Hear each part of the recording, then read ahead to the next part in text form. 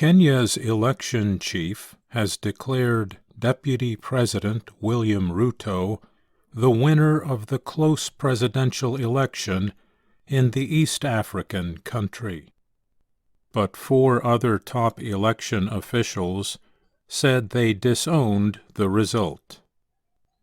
Election Commission Chair Wafula Chebukati announced on Monday that Ruto won with 50.49% of the vote, over 48.85% for Raila Odinga. As Chebukati announced the vote count, police stepped in to restore order as 2 election commissioners were injured because of shouting and fighting. The close election was held nearly a week ago. Just minutes before the announcement, the Commission's vice chair and 3 other election commissioners told reporters they could not support the opaque nature of the vote-counting process. "We cannot take ownership of the result that is going to be announced," Vice Chair Juliana Cherera said, without giving details.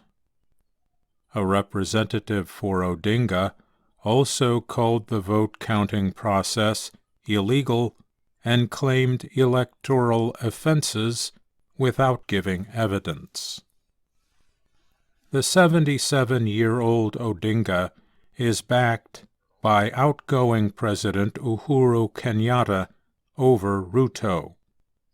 Now Kenyans will have to wait and see whether Odinga will again contest the results of Tuesday's election in court. The candidates and their supporters have 7 days to dispute the election results. The Supreme Court will have 14 days to rule. The 55-year-old Ruto tried to appeal to struggling Kenyans with messages on the economy over tribal loyalties. He told voters that the election was between outsiders like himself over the dynasties of Kenyatta and Odinga. Their fathers were Kenya's first president and vice president. Odinga has sought the presidency for 25 years. Both candidates said they wanted to help Kenya's poor. Odinga promised government money to families under the poverty line. And Ruto promised to spend more than $1 billion a year to increase jobs in a country where more than a third of young Kenyans are unemployed. Kenyan politics is often marked less by issues than by alliances that create a path to power and the wealth that can come from it. On Monday, Ruto thanked Odinga and added that people who had acted against his campaign have nothing to fear. There is no room for vengeance. The Electoral Commission tried to improve its openness in this election.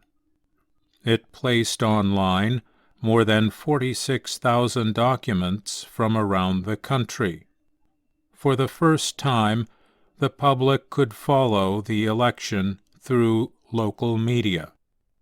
Individuals gathered and shared their findings as a check on the official process. The counts showed Ruto ahead, but the race remained close.